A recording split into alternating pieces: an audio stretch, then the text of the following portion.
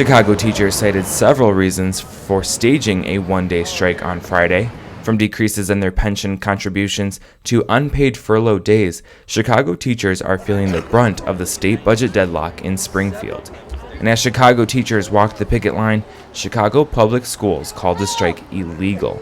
But union officials say that they were well within their rights to strike over what they call unfair labor practices. You know, when you have an employer who's cutting your pay over and over and over again without any negotiation, that's considered an unfair labor practice, and that's why the union's out today.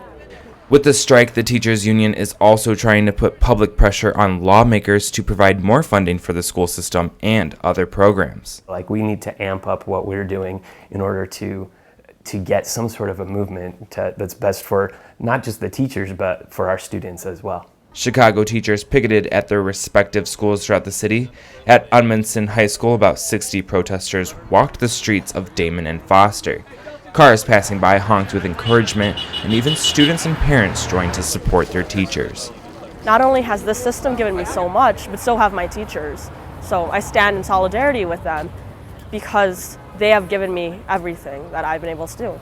I completely support them, and I don't want to see the schools losing more teachers. This isn't the first time teachers have walked out, and union members admitted that this one-day strike wasn't completely unanimous. But they said that if action is not taken in Springfield, it might not be their last. Blake Keller, Loyola News Chicago.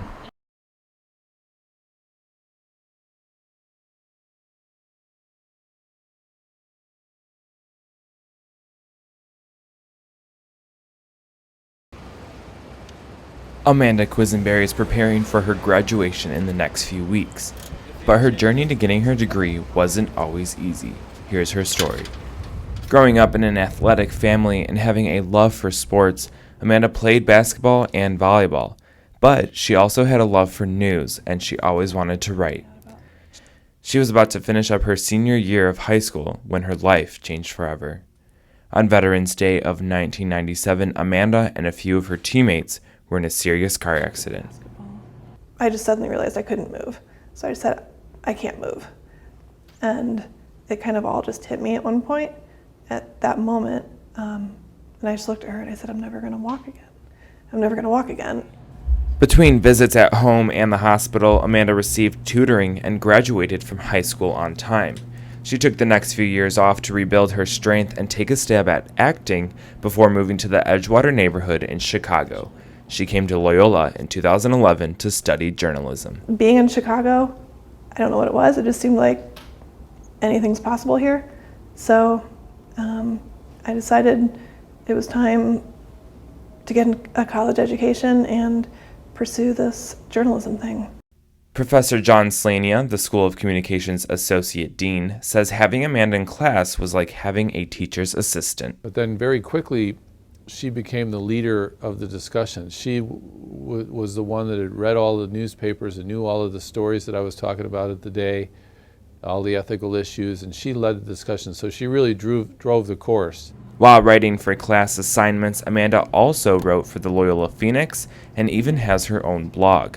Slania says that Amanda's hard work is paying off. What I admire most about Amanda is her fortitude, the fact that she has certain challenges that other students don't face, but she always has a positive attitude about it. She never gives up. And she was able to graduate here and get a degree in journalism is a remarkable thing, and I'm really proud of her. Amanda's journey to graduation has been a long road, and she is looking forward to what lies ahead. I'm excited. I'm excited to be done. It was an amazing experience. I'm so glad I did it, but yeah, I'm ready to see if I can do this thing and be a writer. Amanda will cross the stage with magna cum laude honors in May. Blake Keller, Loyola News Chicago. Coming up, should students be able to carry guns on campus? Plus, Loyola men's volleyball faces off against a familiar rival. And we're taking you behind the scenes of Loyola News Chicago. That and more next. The Chicago Teachers Union is staging a one-day walkout Friday. Teachers will take to the streets calling for new revenue amid the absence of a state budget. With teachers on strike, Friday will not be a regular school day for Chicago Public Schools. This puts about 400,000 students out of the classrooms. Since CPS is unsure of how many teachers will show up for class, students can go to 250 contingency sites for the day. Today, Loyola celebrates its annual Wolf and Kettle Day. At both the Lakeshore and Water Tower campuses, people celebrated the generosity of Loyola's donors. Tuition at Loyola only covers 70% of what it costs to educate one student for an entire year. The other 30% of tuition is covered by gifts from alumni, faculty, staff, and friends of the university. Students were given a chance to write thank you notes to donors, and in return they received free popcorn and a wolf stuffed animal. People shared why Wolf and Kettle Day is important to them. It's important because we want students to be aware of the importance of philanthropy, and so philanthropy is just giving back, and so we want them to know that in the future there will be donors, and so they are going to be responsible in the future to give back to the university as alumni. I'd just like to say thank you for your donations and thank you for bringing value to our university. It's really important to me as a second-year student here who will be going here for 2 more years. Coming up on Loyola News, the men's volleyball team shows that they are still on top. Your commute on the CTA is about to get a lot prettier.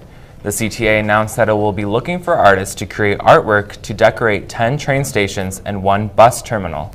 The CTA plans to use $2.5 million from the Federal Transit Authority to fund the project. Artists should submit a letter of interest, a resume, and images of their artwork by April 1st. Previous experience with public art projects is not necessary. Chi-Town will be Draft Town once again. The league is looking to make this year's event a bigger spectacle than last year. Additions to this year's festival is a 120-foot Ferris wheel between Michigan Avenue and Columbus Drive. There will be a showcase for the College Hall of Fame, and also the league is looking to move the festivities more towards Buckingham Fountain. The NFL is looking to expand their space in football terms from 16 football fields to 20.